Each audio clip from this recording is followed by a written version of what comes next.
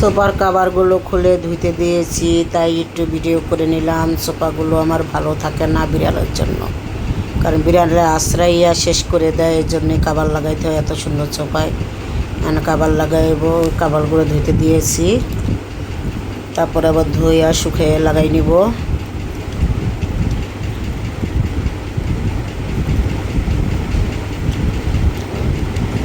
দেখেন আমার শখের হান্ডি পাতিল।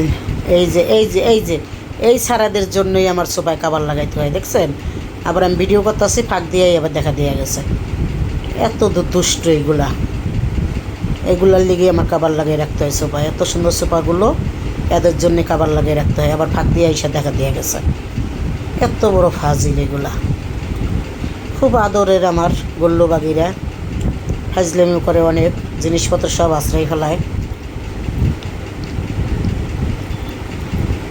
কেমন হলো বলবেন সবাই। এই যেমন মিনি কিচেনের সব জিনিস।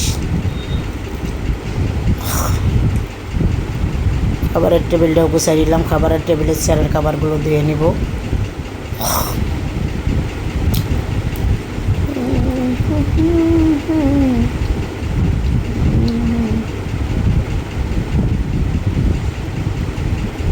এগুলো কিচ্ছু সুন্দর থাকে না আমার গল্লু বাগিরার জন্য।